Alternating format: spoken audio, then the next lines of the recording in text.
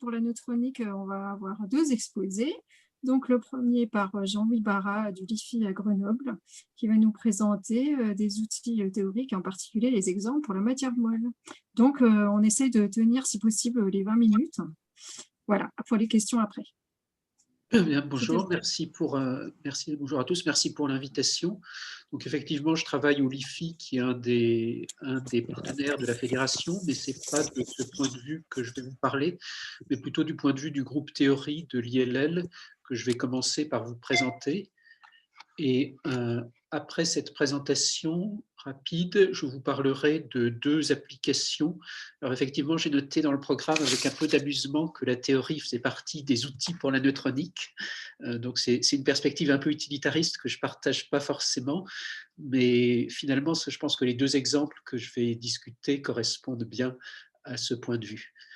Donc, le groupe théorie de l'ILL, pour faire un petit peu d'historique, c'est quelque chose qui a été créé autour de Philippe Neusière dans les années 1970, je pense. Philippe Neusière était alors professeur au Collège de France et donc qui était formé autour d'un responsable, Philippe pendant beaucoup d'années, puis après, quand Philippe a pris sa retraite, Efim Katz, et des postdocs et des visiteurs, donc beaucoup de postdocs qui aujourd'hui occupent des positions proéminentes dans la recherche française et internationale, sont passés par ce groupe-là, autour de Philippe.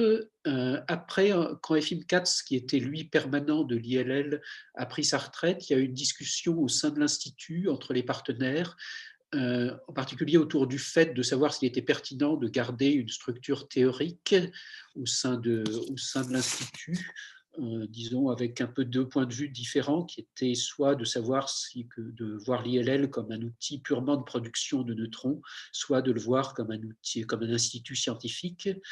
Et après cette discussion, donc, a émergé une solution proposée par Helmut Schober, qui à l'époque était directeur pour la science, directeur adjoint scientifique. Et la solution proposée a été de faire appel à des affiliés permanents qui ne sont pas des employés de l'ILL, qui sont des employés de partenaires que sont l'UGA, l'université Grenoble-Alpes maintenant, et le CNRS, et qui couvrent différents champs des activités de l'ILL, et l'ILL, de son côté, contribuant par des postes non permanents de postdoc, de visiteurs et occasionnellement d'étudiants en thèse, parfois dans le cadre de collaboration avec des groupes expérimentaux. Donc les 3 affiliés permanents sont Tim Zeiman du CNRS, qui est plutôt spécialisé dans les domaines de matière condensée dure et de magnétisme, Marie-Bernadette Lepetit, donc à l'Institut DL, également CNRS, qui travaille sur la structure électronique de systèmes fortement corrélés. Et donc pour les aspects matière molle, c'est donc moi qui suis au LIFI à l'Université de Grenoble. Donc cette structure a été approuvée en 2012 et elle a été renouvelée après une revue externe comme les autres instruments de l'ILL en 2017. Donc ici, vous avez une photo du groupe en 2018 et pour ceux qui les connaissent, vous reconnaîtrez peut-être Tim Zeiman ici, Marie-Bernadette Lepetit ici, et en arrière-plan, donc Philippe Neusière, qui à l'époque venait encore occasionnellement. Donc les autres personnes, enfin il y a un certain nombre de permanents que vous reconnaîtrez peut-être, et puis des postdocs. Donc ce que je peux dire, c'est que Elisa Rebolini est maintenant permanente à l'ILL dans le cadre du groupe de calcul scientifique. Et ce que je peux dire, c'est que les postdoctorants qui sont passés dans les dernières années ont également pu trouver des positions académiques dans différents pays. Donc l'objectif général du groupe, c'est d'avoir une approche de modélisation et théorie qui puisse couvrir l'ensemble des sujets qui sont abordés à l'ILL. Donc d'où l'avantage d'avoir 3 personnes plutôt qu'une en fait. Et ça permet, parce que compte tenu du spectre de l'ILL, c'est exclu qu'une seule personne puisse être un interlocuteur pour tous les sujets, et dans ces différents champs d'activité, d'avoir des groupes, si possible, des projets communs avec différents groupes expérimentaux. Donc ça peut être des projets qui se formalisent via des projets ANR, des projets européens, des co-encadrements, etc. Et puis bien sûr, il s'agit aussi d'essayer de contribuer à la vie scientifique de l'Institut par exemple, des séminaires, des highlights, comme vous voyez ici, et de l'organisation de conférences. Ici, c'était la conférence internationale Soft Matter en 2016. Donc, après cette présentation, je vais dire quelques mots de deux projets scientifiques dans lesquels j'ai été impliqué. Le premier concerne des calculs de fonctions de corrélation de particules qui diffusent dans un milieu hétérogène, et c'est un sujet qu'on a abordé avec Félix Rosenrunge, qui est maintenant professeur en Suède, et Dominique Bicou, donc, qui vient toujours comme visiteur à l'ILL. Ceci, en fait, suite à une discussion avec Judith Peters et Francesca Natali. Donc la question qui était posée, c'est évidemment, on sait qu'il y a un certain nombre de techniques, et dont les techniques de neutrons comme le spin echo, qui permettent d'avoir accès à la diffusion de traceurs dans une phase condensée qu'on quantifie par la fonction de Van Hove d'un point de vue théorique, donc qui vous donne la probabilité d'avoir un certain déplacement de R de 0 à R de t, un déplacement R entre l'instant 0 et l'instant t du traceur en moyenne. Donc, cette fonction de Van Hove peut aussi, en transformée de Fourier, donc, donne des quantités qui sont accessibles à la diffusion de neutrons, donc comme la fonction de diffusion intermédiaire I de Q et de T. Donc ça, c'est bien connu quand la phase condensée est homogène. Après, la question qui se pose de plus en plus souvent, c'est de savoir qu'est-ce qu'on va pouvoir dire si on a un traceur qui se promène non pas dans une phase homogène, mais dans un milieu complexe avec différentes phases interpénétrées. Donc, chacune de ces phases peut en principe être caractérisée par un coefficient de diffusion D2R. Et formellement, on connaît la réponse à la question, c'est-à-dire qu'on a une équation de diffusion, une équation de type Fokker-Planck, diffusion si on veut, qui fait intervenir le coefficient de diffusion local. Mais malheureusement, cette équation-là, on ne sait la résoudre que dans des cas très particuliers. Et donc, ce qu'on a essayé de développer, c'est des approximations qui permettent dans différentes situations, d'obtenir des expressions de cette fonction de corrélation qui puissent être utiles pour trouver des informations sur la structure du système dans l'espace et les propriétés de diffusion à l'intérieur des différents milieux. Et à la base, l'idée, ça va être de remplacer la structure complexe dans l'espace et dans le temps par une structure de réseau dans laquelle on considère que le traceur qu'on étudie passe au cours du temps dans différents états de diffusion. Donc ici, il est dans l'état de diffusion qui correspond à la phase E, c'est par là qu'on commence, et puis au bout d'un certain temps, qui va avoir une certaine distribution statistique, il va passer dans la phase D. De la phase D, il va pouvoir passer dans la phase dans les phases B ou C, par exemple, etc., et éventuellement dans la phase A, toujours avec des distributions des temps associés. Donc, si on prend cette approche-là, finalement, ce qu'on va pouvoir montrer, c'est que la fonction de Van Hove, donc la quantité mesurable, elle va pouvoir être déduite de la connaissance de ce qu'on appelle le propagateur, c'est-à-dire essentiellement la fonction de Van Hove à l'intérieur d'un milieu donné, et d'une distribution de temps de transition entre les différents états. Donc, il y a deux limites très classiques. Je ne sais pas, vous voyez tout l'écran? Parce que moi, j'en vois qu'une partie. Mais bon, peu importe. Il y a deux limites classiques qui sont connues pour ce problème-là, qui sont la limite d'échange rapide, d'échange lent. Alors, l'échange lent, c'est la situation dans laquelle, en fait, sur l'échelle de temps caractéristique de la diffusion au vecteur d'onde où on mesure, c'est-à-dire 1 sur dq carré, le traceur ne change pas de milieu, essentiellement. À ce moment-là, on peut simplement considérer que l'intensité qu'on va mesurer, c'est la superposition de tout ce qui se passe dans les différents milieux. Donc CI, c'est la concentration de traceurs dans le milieu I, et on a une fonction un facteur de dynamique qui est simplement la combinaison linéaire des facteurs dans les différents milieux. La limite opposée, c'est celle où, sur l'échelle de temps de la diffusion pour le vecteur d'onde considéré, toujours, on a un échange très rapide, de sorte qu'au contraire, statistiquement, le traceur visite les différents milieux. À ce moment-là, on peut montrer que dans cette limite d'échange rapide, on a à faire intervenir un coefficient de diffusion moyen, qui est la moyenne pondérée par la probabilité de présence du traceur dans les différents milieux, et qu'on a à ce moment-là une diffusion classique avec ce coefficient de diffusion moyen. Donc, notre objectif, ça a été un petit peu de trouver une manière d'interpoler entre ces deux limites en y mettant de l'information sur la structure spatiale des différents milieux. Alors, je ne vais pas après, on est déjà en fin d'après-midi, donc je ne vais pas rentrer du tout dans le détail de la manière dont on s'y prend, mais essentiellement, on part d'une expression formelle qu'on peut écrire exactement pour la fonction de Van Hove en prenant en compte les probabilités de rentrer dans un milieu à un certain moment et d'en sortir à un autre moment. Et puis, après en un certain endroit à un certain temps et d'en sortir à un autre endroit à un temps ultérieur. Et puis avec quelques approximations simplificatrices sur l'isotropie, par exemple, ou la stationnarité, on peut arriver à transformer de la place de cette expression formelle et à l'exprimer en fonction des transformés de Fourier et la place de ces différents propagateurs propres à chacun des milieux. Finalement, on fait une approximation supplémentaire qui consiste à faire l'hypothèse que chacun des milieux considérés est un milieu dans lequel on a une diffusion homogène, donc caractérisée par ce exponentiel de moins q carré di fois t, et que la probabilité qui nous intéresse, le propagateur qui nous intéresse, est caractérisée par cette diffusion homogène, multipliée par une distribution des temps de séjour. Cette distribution des temps de séjour est ce qui va caractériser la géométrie du milieu.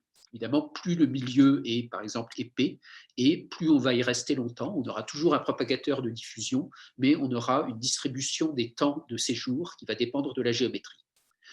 Donc, une fois qu'on a fait ces approximations-là, on peut obtenir des expressions fermées pour la fonction de Van Hove dans des situations spécifiques. Alors, en pratique, si on est honnête, on arrive à faire les calculs jusqu'au bout si on a deux états avec une certaine disposition géométrique pas trop compliquée. Par exemple, supposons qu'on ait quelque chose comme un copolymère bloc avec des lamelles et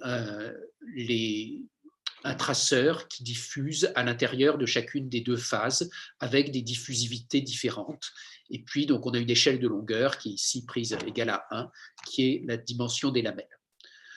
Et dans cette situation-là, donc si on mesure dans l'échelle de la taille des lamelles, ce que illustre cette figure-là, c'est qu'en fonction du vecteur d'onde, ici, donc rapporté toujours à la taille des lamelles, on va pouvoir avoir une fonction de corrélation I de Q et de T qui, suivant donc qu'on est dans la limite grand vecteur d'onde, petit vecteur d'onde grande distance ou grand vecteur d'onde ici, va interpoler entre la limite d'une diffusion rapide, donc c'est cette courbe-là, la première, et, la limite pas d'une diffusion rapide, mais d'un échange rapide, et la limite d'un échange lent, qui est ici. Donc, en principe, si on a l'ensemble des courbes pour différents vecteurs d'onde, on peut imaginer d'utiliser cette approche-là pour, à partir de ces courbes-là, remonter non seulement au coefficient de diffusion, on peut aussi supposer, pour simplifier les choses, qu'on connaît les coefficients de diffusion dans chaque phase, mais on peut avoir les coefficients de diffusion dans chaque phase et aussi une information au moins qualitative sur la géométrie des phases et les échelles de longueur. Donc, ça, c'était mon premier exemple. Le deuxième exemple, c'est un travail qui a été fait donc, dans le contexte d'un projet ANR PRCI avec le groupe de Frank Schreiber à l'université de Tübingen et le groupe de spectroscopie à l'ILL. Et la partie de l'étude dont je vais parler concerne la diffusion de protéines dans un environnement encombré et donc une schématisation de cette diffusion. Alors, pour introduire le sujet, donc, ce schéma artistique là, de type biologie montre des protéines dans un environnement naturel et des protéines dans un environnement naturel à l'intérieur de la cellule, par exemple, sont dans un environnement qui est très encombré avec une fraction volumique d'autres trucs divers, on va dire, qui peut être jusqu'à 40%. Donc, ce n'est pas du tout une protéine isolée dans du solvant. Il y a beaucoup de choses tout autour. Alors, en diffusion de neutrons quasi élastique, on est capable de mesurer dans un tel environnement ou dans des approximations d'un tel environnement un coefficient de diffusion à temps court sur des échelles de la picoseconde à la nanoseconde et des échelles de longueur du nanomètre typiquement. Donc ici, c'est un exemple qui vient des travaux de Félix Rosenrunge, je pense, où on voit effectivement un tel comportement diffusif, donc de la largeur du pic en fonction du carré du vecteur d'onde, qui donne accès au coefficient de diffusion.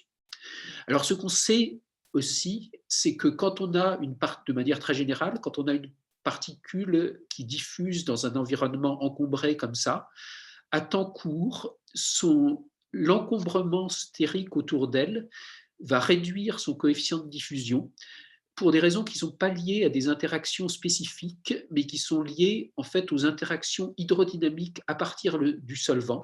C'est-à-dire que une des particules qui diffuse, disons, va générer un champ de vitesse dans le solvant. Ce champ de vitesse ce champ de vitesse va interagir avec les autres particules et freiner leur diffusion.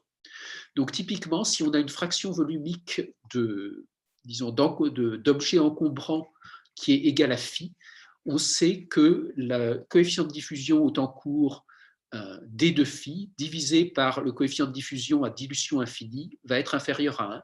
Et ça, c'est quelque chose qui est bien connu en hydrodynamique pour des objets qui sont simplement des sphères dures, pour lesquelles on sait faire un calcul partiellement analytique. Et ce que Félix Rosenrunge et collaborateurs avaient trouvé il y a déjà un petit moment, en 2011, c'est que si on considère un objet, ici des albumines de sérum bovin, qui sont en solution, qui commencent à être un petit peu denses, donc c'est ce qu'on appelle un auto-encombrement, puisque les objets sont tous identiques là, on a bien une réduction du coefficient de diffusion au temps court, et que cette réduction peut être bien approximée par le résultat que l'on connaît par des calculs hydrodynamiques sur des sphères dures toutes identiques. Donc, vu de loin, et pour ce qui est de la diffusion au temps court, cette albumine de sérum bovin se comporte comme une sphère dure. Maintenant, plus récemment, ce qui a été montré par le groupe de spectroscopie et le groupe de Frank Schreiber, c'est que si on considère des immunoglobulines dans des lyses deutérées variées, qui sont des environnements très complexes et polydisperses, un petit peu plus proches de ce qu'on peut trouver dans une cellule, ce qu'ils ont trouvé, c'est que le coefficient de diffusion était toujours réduit, et qu'en fait, il était réduit d'une manière qui était à peu près la même que si on considérait des sphères dures, un encombrement fait par des sphères de la même taille que l'objet qui diffuse. Donc ça, c'est un peu étonnant parce que ces différents LISA sont en fait assez différents entre eux. Ils ont des polydispersités assez différentes, des natures assez différentes. Et donc, au niveau théorique, ce qu'on a pu étudier, c'est en fait cette influence de la polydispersité sur le coefficient de diffusion. Et ce qu'on a vu en utilisant un calcul basé sur l'inversion d'une matrice de résistance hydrodynamique, donc là aussi je ne vais pas rentrer dans le détail, ce qu'on a pu montrer, c'est que lorsque le rayon de la particule qui diffuse est à peu près égal à la valeur moyenne du cube du rayon des particules qui encombrent à la puissance 1/3, donc cette moyenne particulière, à ce moment-là, il y a très peu d'effet de la polydispersité. Et il se trouve qu'effectivement, dans les systèmes qui ont été étudiés, qui sont à l'intérieur de ce petit carré ici, on est proche de cette situation-là. Et donc, on a assez peu de différence avec un système monodisperse. Il y a des variations beaucoup plus importantes qui sont attendues si on a par exemple un rayon de la particule qui diffuse qui est différent de ce rayon effectif. Donc, pour conclure, je voudrais, sur les deux points les deux sujets que je viens d'aborder, les deux messages seraient que d'une part, les données de neutrons peuvent être utilisées moyennant une certaine modélisation pour avoir des idées également sur l'organisation spatiale de systèmes hétérogènes. Sur l'aspect protéine, ce que je dirais, c'est que des systèmes de sphères dures peuvent être prises comme une espèce d'approximation théorique pour les propriétés de transport à temps court. Évidemment, il ne s'agit pas de dire que les sphères dures sont la même chose que des protéines au niveau biologique, mais disons, et d'ailleurs c'est le sujet d'une discussion qui va y avoir lieu je crois le 19 janvier par le GDR, dans un GDR, est-ce que les protéines peuvent être considérées comme des colloïdes comme les autres, quelque part? Donc là, on a des éléments de réponse qui disent que pour cet aspect-là, oui. Quelques mots sur les projets futurs. Donc, on a des projets avec Tatiana Morozova et Olga Matsarskaya qui concernent la dynamique des protéines désordonnées. Également avec Giovanna Fragnetto dans le cadre du projet InnovaXN et avec la compagnie L'Oréal sur des modèles de la peau. Et puis, donc, finalement, et au-delà de la matière molle et des liquides, ce que je voudrais dire, c'est que comme beaucoup d'entre vous fréquentent déjà l'ILL et seront sans doute amenés à le fréquenter de plus en plus dans les années qui viennent, le groupe de théorie est tout à fait ouvert à la discussion avec tous les utilisateurs. On a une machine à café au 4e étage du Science Building de l'ILL. Et donc, et sur ce, j'espère que je n'ai pas trop pris de retard et je vous remercie pour votre attention. Merci beaucoup. Non, la durée est bien. Merci beaucoup. Je n'ai pas vu de questions pour l'instant dans le chat. Donc, je ne sais pas si quelqu'un a une question qu'il voudrait poser maintenant. Sinon, moi, j'ai une petite question pratique. Vous avez dit qu'en fait, c'était un peu évalué comme un appareil. Est-ce que finalement, il y a quelque chose d'institutionnel à part l'idée de machine à café et des couloirs pour interagir ou ce n'est pas du tout l'idée? Alors, il n'y a pas de formulaire sur le web, si c'est ça. Ou de système, un peu comme un système de proposal ou autre approche. Non, on n'a pas. Alors, je pense qu'effectivement, il faut. Le groupe de théorie n'est pas un service de l'ILL. Donc, les collaborations, elles se font vraiment sur la base de discussions scientifiques, mais il n'y a pas de notion de proposal donc c'est vraiment le contact direct et la discussion scientifique, quoi. Il n'y a pas. D'accord. Je me posais cette question parce qu'à un moment donné, s'il y a trop d'interlocuteurs, il faut. Voilà, vous n'avez que 2 bras. Oui, bien sûr, ça c'est clair. J'ai dit qu'on était ouvert à la discussion, je n'ai pas dit que toutes les discussions donneraient nécessairement lieu à des collaborations. Voilà, c'était pour aussi que ce soit clair pour les utilisateurs par ailleurs qui se poseraient des questions. Alors, est-ce que quelqu'un souhaite poser des questions? Je n'en vois pas pour l'instant. Pourtant, je regarde, mais je vois qu'il y a encore officiellement beaucoup de participants, même si c'est la fin de journée. Bon, peut-être ils auront des questions tout à l'heure auquel cas on peut revenir si quelqu'un a une question qui vient dans l'intervalle. Et merci encore.